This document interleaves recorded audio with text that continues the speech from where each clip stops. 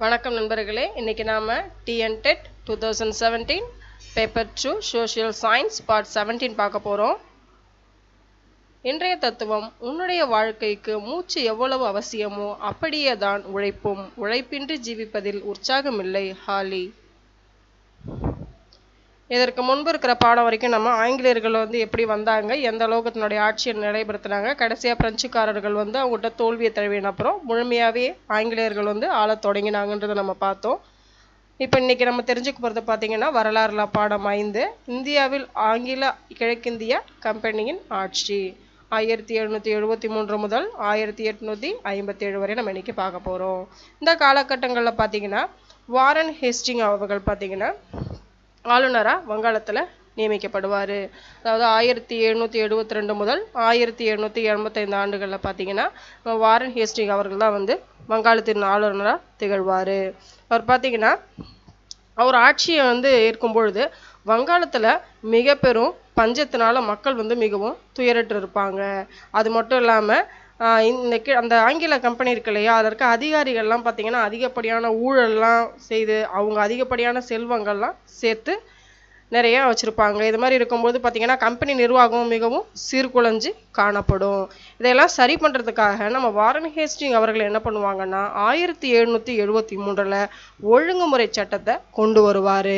இந்த சட்டத்தைப்படி பார்த்தீங்கன்னா முதல் தலைமை ஆளுநர் அப்படிங்கிற பொறுப்பு நம்ம ஹேஸ்டிங் அவர்கள் ஏற்றுக்கொள்ள இருக்கும். அதே மாதிரி தலைமை ஆளுநர் உதவி புரிய 4 உறுப்பினர்கள் கொண்ட நிர்வாக குழுவும் இதன் மூலமாக அமைக்கப்படும்.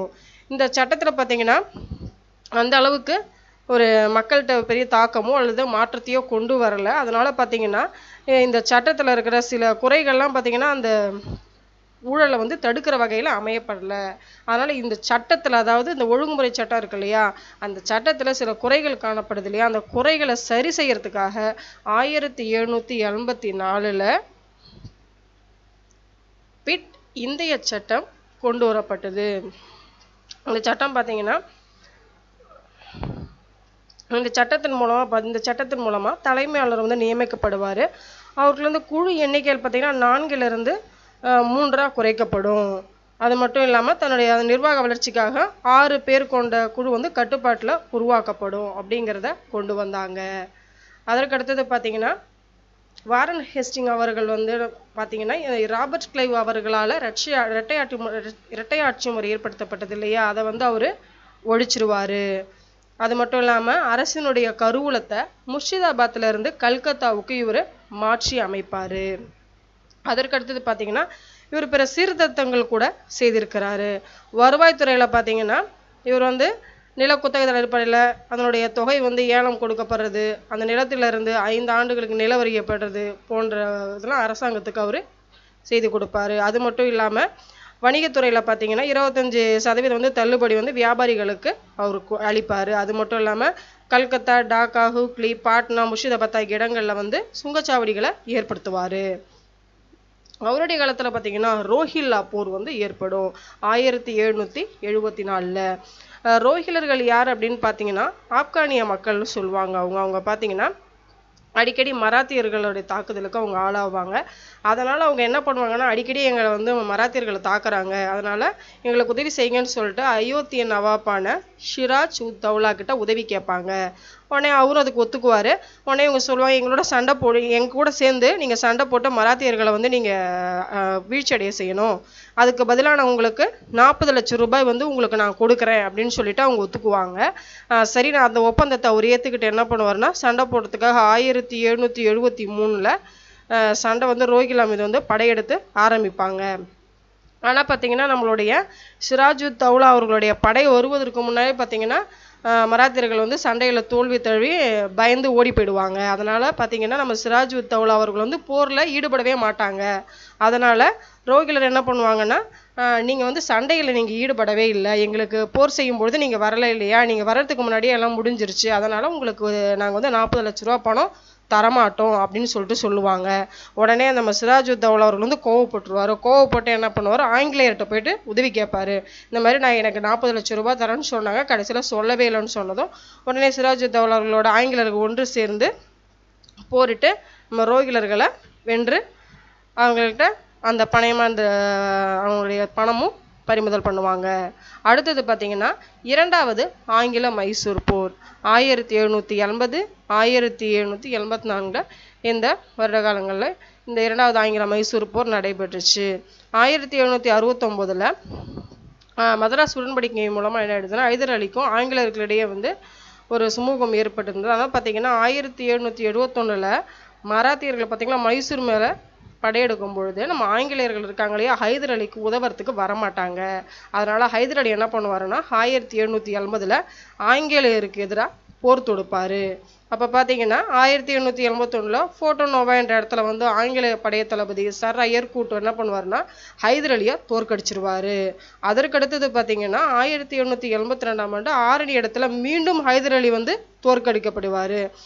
அதுக்கப்புறம் என்னன்னா அவருக்கு புற்றுநோய் வந்து அவர் இறந்துடுவார். அதுக்கப்புறம் அவருடைய மகன் திப்பு சுல்தான் வருவார். அவருக்கு போர் செய்கிறதுல விருப்பம் இருக்குது. அதனால் என்ன பண்ணுவார் 1784 மங்களூர் உடன்படிக்கையே செய்துக்குவார். இதன் மூலமாக வந்து இருவரும் போர் செய்யாமல் சமாதானத்தில் நாடுவாங்க. அதற்கு அடுத்தது பார்த்தீங்கன்னா முதலாம் ஆங்கில மராத்திய போர் 1775 முதல் 1782. இதில் பார்த்தீங்கன்னா வாரன் ஹேஸ்டிங்ஸ் மராத்தியர்களுக்கு எதிராக 1775 போர் தொடுப்பார். 1782 பார்த்தீங்கன்னா இந்த சால்வை உடன்படிக்கை மூலமாக இந்த போர் முடிவுக்கு வரும். இதன்படி பார்த்தீங்கன்னா மாதவராவ் பீஷ்வாவாக பொறுப்பேற்றுக்குவார். அது மட்டும் இல்லாமல் இறுதியாக பார்த்தீங்கன்னா வாரன் ஹேஸ்டிங் வந்து பார்த்தீங்கன்னா தன்னுடைய ஆட்சி முடியும் தருவாயில் அவர் மேலே சில குற்றங்கள் சுமத்தப்பட்டது. அது என்ன குற்றங்கள் அப்படின்னு பார்த்தீங்கன்னா பனாரசி ஆண்ட மன்னர் ஜெய்சிங்கிட்ட பார்த்தீங்கன்னா அதிகமாக வரி பணம் கேட்டு அந்த மன்னரை வந்து பணம் கொடுக்கல அப்படின்னு சொல்லிட்டு குற்றம் சாட்டுவார். அடுத்தது பார்த்தீங்கன்னா பேகம் சொல்கிற அயோத்தி நவாப்புகளுடைய பேகம் வம்சத்தில் இருக்கவங்களும் அவங்களுடைய செல்வத்தை கொள்ளையடிக்கிறது அவர் கொள்ளையடித்து அவர் கைப்பற்றுவார். அந்த குற்றமும் ஒரு மேலே சுமத்தப்படும். அடுத்தது பார்த்தீங்கன்னா பொய் கையெழுத்து விவகாரம்னு சொல்லிட்டு நந்தகுமார் அவர்கள் வந்து அவர் கொலை செய்திருவார். அதனால் இந்த 3 குற்றங்களும் அவர் மேலே சுமத்தப்படும். ஆனால் ஆங்கில அரசாங்கம் என்ன பண்ணும், இது வந்து இந்த குற்றங்கள்லாம் வந்து ஆதாரமற்றது, இது வந்து நியாயமில்லாதுன்னு சொல்லிட்டு அவர் அந்த குற்றத்துலேருந்து விடுதலை செய்திருவாங்க. இன்றைக்கு நம்ம வாரன் ஹேஸ்டிங்ஸ் அவர்களை பற்றி முழுமையாக தெரிஞ்சுக்கிட்டோம் இல்லையா. அடுத்தபடியாக புவியியலில் நம்ம பாடம் 5 முதல்நிலை தொழில்கள் நம்ம பார்க்கலாம். முதல்நிலை தொழில்களில் பார்த்தீங்கன்னா இன்றைக்கி வேளாண்மையை பற்றி நம்ம பார்க்க போகிறோம். வேளாண்மைன்றது பார்த்தீங்கன்னா தொன்று தொட்டு, அதாவது பழைய காலம் தொட்டே பார்த்தீங்கன்னா நம்ம செய்து வர முக்கியமான தொழில்னு பார்த்தீங்கன்னா வேளாண்மை தான் அதில் முக்கிய பங்கு வகிக்குதுன்னு சொல்லலாம். வேளாண்மைங்கிற ஒரு தொழில் இருக்கவே தான் நம்மளுக்கு தேவையான உணவுப் பொருட்கள் வந்து நமக்கு கிடைக்குது. இதன் மூலமாக நம்மளுடைய உணவு தேவைகளை நிறைவு செய்து கொள்கிறோம். ஆதி காலத்தில் பார்த்தீங்கன்னா ஆற்று சமவெளியில் நாகரிகங்கள்லாம் சில கண்ட பகுதிகள்லாம் காணப்பட்டது. அதாவது சிந்தியில் பார்த்தீங்கன்னா ஹராப்பா மெகஞ்சதாரோ ஆசியா கண்டத்தில் இருக்கு இல்லையா, அந்த பகுதிகளில் வேளாண்மை நடைபெற்றது. அதே போல் நைல் நதி இருக்கு இல்லையா எகிப்தில், அந்த ஆப்பிரிக்கா பகுதிகளிலையும் வேளாண்மை தொழில் சிறப்புற்று இருந்தது. அதே மாதிரி யூப்ரட்டிஸ் மெசபடோமியா ஆசியா பகுதியில் இருக்கு இல்லையா, இங்கேயும் வேளாண்மை செழித்து இருந்துச்சு. அதே போல் மஞ்சள் நதி ஆசியா பகுதிகள் இருக்கு இல்லையா, அந்த நதிக்கரை பகுதியிலும் பார்த்தீங்கன்னா அதிகப்படியான வேளாண்மை வந்து ஏன்னா டெல்டா பகுதிகள் என்பதனால அந்த பகுதியில் வந்து மண் வளம் செழிப்பாக இருந்ததுனால வேளாண்மை தொழிலும் சிறந்து விளங்குது. அதுக்கடுத்தது பார்த்தீங்கன்னா வேளாண்மை தொழில் இருக்கும் காரணிகள் என்னென்ன காரணிகள்னு பார்த்தீங்கன்னா ஒரு தாவரம் வந்து செழித்து வளரணும் அப்படின்னு பார்த்தீங்கன்னா வெப்பநிலை, அதற்கு உகந்த ஒரு வெப்பநிலை இருக்கணும். அடுத்தது பார்த்தீங்கன்னா மழையளவு, பருவத்தே மழை பெய்யும் பொழுது நம்மளுக்கு எந்த பஞ்சமும் ஏற்படாது. பருவம் தவறி பெய்தாலும் சரி அதிகப்படியாக பெய்யும் போதும் நமக்கு வேளாண்மையான தொழில் அதாவது தாவரங்கள் வளர்ச்சிக்கு மிகவும் பாதிப்பை ஏற்படுத்தும். அடுத்தது பார்த்தீங்கன்னா பயிர் விளைவிக்கும் முறை. நம்ம நாட்டில் பார்த்தீங்கன்னா 2 வகையான பயிர் விளைவிக்கும் முறைகளை நம்ம பயன்படுத்துகிறோம். ஒரு பயிர் விளைவிக்கும் முறை அப்படின்னு பார்த்தீங்கன்னா ஒரே ஒரு பயிர் மட்டும்தான் ஒரு முறை விளைவிக்கப்படும். அது பேர் தான் ஒரு பயிர் விளைவிக்கும் முறை நம்ம சொல்கிறோம். அடுத்தது பார்த்தீங்கன்னா பல பயிர் விளைவிக்கும் முறைகள் பார்த்தீங்கன்னா அந்த முறைகளில் பார்த்தீங்கன்னா 2 அல்லது 2க்கும் மேற்பட்ட பயிர்களை கூட ஒரே விளைநிலத்தில் ஒரே பருவ காலத்தில் விளைச்சிருப்பாங்க. அதற்கு சின்ன சொல்ல போனால் பல்வேறு விதமான பீன்ஸ், பருப்பு, திணை வகைகள்லாம் பார்த்தீங்கன்னா அது போல் பயிரிடுவாங்க. அடுத்தது பார்த்தீங்கன்னா நம்மளுடைய நாட்டில் நீர்ப்பாசன முறை வந்து பல் வகைகளில் நம்ம பயன்படுத்துகிறோம். அதில் முக்கியமாக 4 முறைகள் இருக்குது. கால்வாய் முறை, தெளிப்பான், மைய சுழற்சி, சொட்டு நீர் பாசனம்.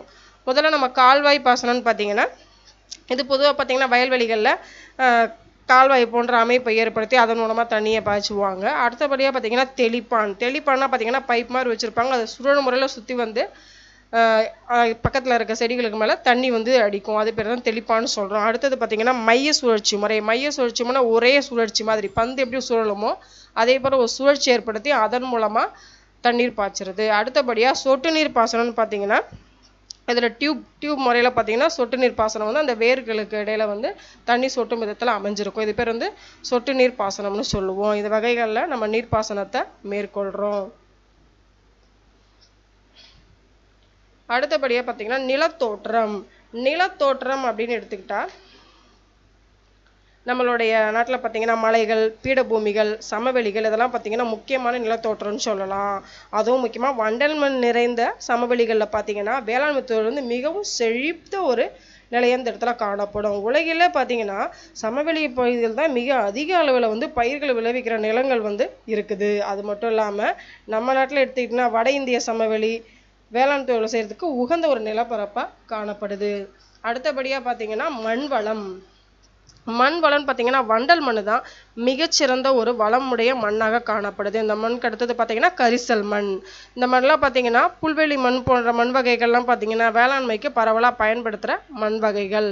அதற்கு அடுத்தது பார்த்தீங்கன்னா வேளாண்மை தொழில்கள்னு கொடுத்துருக்காங்க இல்லையா, அதில் பல வகைகள் காணப்படுது. அந்த வகைகள் நம்ம இன்னைக்கு பார்க்கலாம். தன்னிறைவு வேளாண்மை, தீவிர வேளாண்மை, வணிக வேளாண்மை, தோட்டப்பயிர்கள், கலப்பு பயிர்களை நம்ம பார்க்குறோம். தன்னிறைவு வேளாண்மை அப்படின்னு நம்ம எடுத்துக்கிட்டோம்னா இந்த முறையில் பார்த்தீங்கன்னா விவசாயம் வந்து தங்கள் குடும்பம் மட்டும் தேவையான அளவு பயிர்களை விளைவிக்கிறது, தன்னுடைய தேவைகளுக்காக செய்கிறது தான் தன்னிறைவு வேளாண்மைன்னு சொல்லலாம். இது வந்து ஒரு எளிய முறை. மலைவாழ் மக்கள் கூட இதை தான் பயன்படுத்துகிறாங்க. இதை வந்து ஒரு இடப்பெயர்வு வேளாண்மை அப்படின்னு கூட இதை அழைப்பாங்க. அடுத்தபடியாக பார்த்தீங்கன்னா தீவிர வேளாண்மை பார்த்தீங்கன்னா மக்கள் அடர்த்தி அதிகமாக உள்ள பகுதிகளும் பருவமழை வந்து தவறாத இல்லையா அந்த பகுதிகளில் பார்த்தீங்கன்னா நெற்பயிர் தான் அதிகமாக அங்கே விளைவிக்கப்படும். அதற்கு தீவிரமான வேளாண்மை அப்படின்னு நம்ம சொல்கிறோம். அதற்கு அடுத்தது வணிக வேளாண்மைன்னு பார்த்தீங்கன்னா இதில் வந்து பார்த்தீங்கன்னா வேளாண் தொழில் வந்து பார்த்தீங்கன்னா பரந்த வேளாண்மை தொழில் அப்படின்னு சொல்லிட்டு அதை சொல்லுவாங்க. இந்த வகையில் பார்த்தீங்கன்னா பயிர்கள் வந்து அதிக அளவில் பயிரிடப்படும். இயந்திரங்களை கொண்டு பயிரிடுற முறையும் இதில் நம்ம செய்கிறோம். கோதுமை பார்த்தீங்கன்னா இந்த முறையில் அதிக அளவில் பயிர் செய்வாங்க. அதே அளவில் பார்த்தீங்கன்னா இந்த முறைக்கு வந்து வெகுவாக அதிகமாகவே பார்த்தீங்கன்னா தொழில் முறையில் அர்ஜென்டா போன்ற பகுதிகள்லாம் இது வந்து பெருமளவில் நடைபெறுது. அடுத்தபடியாக பார்த்தோம்னா தோட்டப்பயிர்கள்னு பார்த்தீங்கன்னா அயன மண்டல பகுதிகளில் பெரிய நிலப்பரப்பில் மேற்கொள்கிற ஒரு முறை இது. இந்த முறையில் தான் தேயிலை, காப்பி, ரப்பர் போன்றவையெல்லாம் வந்து நம்ம உற்பத்தி பண்ணுறோம். இந்த தோட்டப்பயிர்கள் பார்த்தீங்கன்னா இலங்கை, மலேசியா, இந்தியா, இந்தோனேஷியா பல நாடுகளில் இன்றளவும் காணப்படுது. அடுத்தபடியாக பார்த்தீங்கன்னா கலப்பு பயிர்கள்னு பார்த்தீங்கன்னா வேளாண் முறை ஒரு சிறந்த வேளாண் முறைன்னு சொல்கிறாங்க. ஏன்னா அதில் பயிர் விளைவித்தல் மற்றும் கால்நடை வளர்த்தல் இது ரெண்டுமே அதில் மேற்கொள்ளப்படும். நம்ம வளர்க்குறோம் இல்லையா அந்த பயிர்கள் மூலமாக அதில் ஏற்படுற அந்த இலை கசடு கழிவுகள் வந்து அந்த கால்நடைகளுக்கு உணவாக அளிக்கப்பட்டு அதன் மூலமாக மகசூலை நம்ம பெறுறது. இதுக்கு பேர் தான் கலப்பு பயிர்கள் அப்படின்னு நம்ம சொல்கிறோம். இன்றைக்கி நம்ம வேளாணை பற்றி நல்லா தெரிஞ்சுக்கிட்டோம். அடுத்தபடியாக பார்த்தோம்னா அதுக்கு அடுத்த பாடம் பார்த்தீங்கன்னா புவியியலில் பாடம் 6 முதல்நிலை தொழில்கள் பயிர்களை பற்றி இப்போ நம்ம பார்க்க போகிறோம். என்னென்ன பயிர்கள் நம்மளுடைய நாட்டில் இருக்குது அப்படின்னு பார்த்தீங்கன்னா நெல், கோதுமை, பருத்தி, சணல், கரும்பு, தேயிலை இது போன்ற இதனுடைய இந்த பயிர்கள் வந்து எப்படி வளரப்படுது, எந்த சூழ்நிலையில் காணப்படுது, எப்படி நம்ம அதை உற்பத்தி பண்ணி எடுக்கிறோன்றதை நம்ம தெளிவாக அந்த பாடத்தில் நம்ம தெரிஞ்சுக்கலாம். முக்கியமாக பார்த்தீங்கன்னா நெல் வந்து உலகில் பெரும்பான்மையான மக்கள் வந்து முக்கியமாக பயன்படுத்துகிற ஒரு உணவு. ஆசியா, லத்தீன் அமெரிக்கா பகுதியில் வந்து மக்கள் வந்து அரிசியை தான் மிகவும் உணவாக விரும்பி சாப்பிட்றாங்க. அடுத்தது பார்த்திங்கன்னா நெல் வந்து ஒரு அயன மண்டல பயிர் அப்படின்னு சொல்கிறாங்க. இது பார்த்திங்கன்னா ஆறுகள், டெல்டா பகுதிகளில் மிக செழிப்பாக வளரக்கூடிய ஒரு பயிரினம். அது மட்டும் இல்லாமல் சீனாவில் இருக்க யாங்டிசி ஆற்றுப்படுகையில் கூட இப்பயிர்கள் வந்து பயன்பாடு முதல்ல தொடங்கப்பட்டது அப்படின்னு சொல்லியிருக்கிறாங்க. நம்ம நெல் வளர்ச்சிக்கு தேவையான சூழ்நிலைகளை பற்றிலாம் இப்போ பார்க்கலாம். சூழ்நிலையில் பார்த்தீங்கன்னா 24 டிகிரி செல்சியஸ் தட்பவெப்ப நிலையில் சராசரியாக 150 சென்டிமீட்டர் மழை அளவு இதுக்கு தேவைப்படும். இது பார்த்தீங்கன்னா தேங்கிய தண்ணீரில் வந்து வளர்ச்சி விடுற ஒரு பயிர். இது பார்த்தீங்கன்னா ஆற்றில் டெல்டா பகுதிகளில் நெற்பயிர் வந்து முப்போகமாக விளைவிக்கப்படுது. வண்டல் மண்ணில் பார்த்தீங்கன்னா சத்து மிகுந்துள்ளதால் நெற்பயிரில் விளைவிக்க உகந்த மண்ணாக கருதப்படுது. அடுத்தது பார்த்தீங்கன்னா ஆசியாவில் வந்து அதிக அளவு நெல் உற்பத்தி செய்யப்படுதுன்னு பார்த்தீங்கன்னா 98% விவசாயிகள் வந்து ஆசியாவில் நெல் உற்பத்தி தான் செய்கிறாங்க. நெல் உற்பத்தியில் பார்த்தீங்கன்னா சீனா, இந்தியா, இந்தோனேஷியா மற்றும் வங்காளதேசம் ஆகிய நாடுகள் வந்து உலகில் முதல் 4 உற்பத்தி நாடுகளாக திகழ்கிறது. அடுத்தபடியாக பார்த்தீங்கன்னா கோதுமைன்னு பார்த்தீங்கன்னா இது வந்து ஒரு மிதவெப்ப மண்டல பயிர்னு சொல்கிறாங்க. உலகில் 25% நிலப்பகுதியில் கோதுமை வளர்க்க நம்ம பயன்படுத்துகிறோம். இதற்கு தேவையானது பார்த்தீங்கன்னா 15 டிகிரி செல்சியஸிலிருந்து 20 டிகிரி செல்சியஸ் வரை உள்ள தட்பவெப்பநிலை தான் சரியான வெப்பநிலை இதுக்கு தேவைன்னு சொல்கிறோம். இது பார்த்தீங்கன்னா 50 முதல் 60 சென்டிமீட்டர் சராசரி மழை அளவு இதுக்கு தேவைப்படுது. களிமண் அல்லது வண்டல் மண்ணில் பார்த்தீங்கன்னா நல்லா செழித்து வளர உகந்த மண் இதுக்கு. அது மட்டும் இல்லாமல் இதில் வந்து உயிர் சத்து மிகுந்து காணப்படுதுன்னு சொல்கிறாங்க. உலகிலேயே மிகப்பெரிய கோதுமை விளைவிக்கும் பகுதியாக அமெரிக்க ஐக்கிய நாடுகள், சீனா, Ukraine, Canada, Argentina, Australia, India மற்றும் பாகிஸ்தான் இந்த நாடுகள்லாம் பார்த்தீங்கன்னா கோதுமை விளைவிக்கிறாங்க. இந்தியாவில் பார்த்தீங்கன்னா உத்தரப்பிரதேஷ், பஞ்சாப் மற்றும் ஹரியானா ஆகிய மாநிலங்கள்லாம் வந்து இந்தியாவில் வந்து அதிக அளவு கோதுமை உற்பத்தி செய்கிற மாநிலங்களாக காணப்படுது. அதற்கு அடுத்தது பார்த்தோம்னா பருத்தி பார்த்தீங்கன்னா அயன மற்றும் துணை அயன மண்டல விளைவிக்கக்கூடிய இழைப்பயிராகும். இந்த பயிர் பார்த்தீங்கன்னா இதனுடைய தட்பவெப்பநிலை பார்த்தீங்கன்னா 20 டிகிரி முதல் 30 டிகிரி செல்சியஸ் வரை இருக்கும். அயன மண்டல பகுதிகளில் 50 டிகிரி முதல் 100 டிகிரி சென்டிமீட்டர் வந்து மழை அளவு வந்து தேவைப்படுது. கரிசல் மண் மற்றும் வண்டல் மண்ணில் பார்த்தீங்கன்னா பருத்தி பயிர் விளையிறதுக்கு ஏற்ற ஒரு மண். அமெரிக்க ஐக்கிய நாடுகள், உஸ்பெகிஸ்தான், பிரேசில் மற்றும் பாகிஸ்தான் ஆகிய இடத்துல பார்த்தீங்கன்னா பருத்தி வந்து உற்பத்தியில் முதலிடம் வகிக்கும் நாடுகள். இதில் இந்தியாவில் பார்த்தீங்கன்னா மகாராஷ்டிரம், குஜராத், தமிழ்நாடு, கர்நாடகா, மத்திய பிரதேசம், ஆந்திர பிரதேசம், பஞ்சாப், ஹரியானா மற்றும் ராஜஸ்தான் போன்ற பகுதிகள்லாம் விளைவிக்கப்படுது. அடுத்தபடியாக பார்த்தோம்னா நம்ம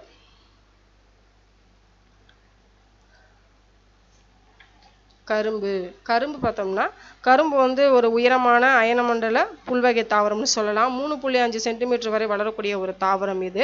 இதற்கான சராசரியாக பார்த்தீங்கன்னா 24 டிகிரி செல்சியஸ் முதல் வெப்பம் வந்து ஆண்டு முழுவதும் தேவைப்படுது. 130 சென்டிமீட்டர் மழை ஒரு நல்ல வளமான மண்ணு இந்த பயிருக்கு தேவைப்படுது.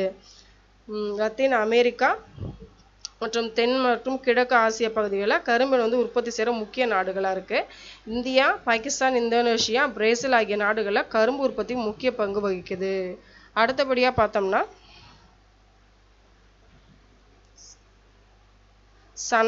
சணல் பார்த்தீங்கன்னா அதற்கு தேவையான பார்த்தீங்கன்னா 30 டிகிரி செல்சியஸ் உள்ள அதிக வெப்பம் 350 டிகிரி மேலான மழையளவும் காணப்படும். இதில் பார்த்தீங்கன்னா இது வந்து ஒரு ஊற வைத்து மக்கச்செய்தல் என்பது ஒரு நுண்ணுயிரியல் முறை வந்து இதில் செயல்முறையாக நம்ம பயன்படுத்துகிறோம்.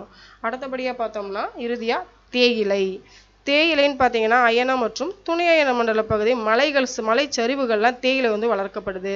சராசரியான பார்த்தீங்கன்னா 21 டிகிரி செல்சியஸ் வெப்பமும் 150 சென்டிமீட்டர் மழையளவும் நல்ல மண்வளம் தேவைப்படுது இந்த தேயிலை வளர்ப்புக்கு. சீனா, இந்தியா மற்றும் இலங்கை ஆகிய நாடுகள் பார்த்தீங்கன்னா தேயிலையை அதிக உற்பத்தி செய்யும் நாடுகளாக இருக்குது. இந்தியாவில் பார்த்தீங்கன்னா அஸ்ஸாம், மேற்கு வங்காளம், கேரளா மற்றும் தமிழ்நாடு ஆகிய மாநிலங்களிலும் வளர்க்கப்படுது. இன்றைக்கி நாம் பயிர் வகைகளை பற்றி முழுமையாக தெரிஞ்சுக்கிட்டோம் இல்லையா? தேங்க்யூ ஃபார் வாட்சிங். நம்மளோட டிஎன்பி ஸ்பார்க்ஸ் சேனலில் ஷேர் அண்ட் சப்ஸ்கிரைப் பண்ணுங்கள். உங்களோட டவுட்ஸ் இருந்தால் கமெண்ட் பாக்ஸில் போடுங்க. நம்ம டிஎன்பி ஸ்பார்க்ஸ் சேனலில் ஃப்ரெண்ட் ரிக்வெஸ்ட் கொடுங்க. வாட்ஸ்அப் நம்பரில் நேம் மெசேஜ் பண்ணுங்கள். ஆல்வேஸ் பி ஹாப்பி, எப்பயும் மகிழ்ச்சியாக இருங்க. நன்றி.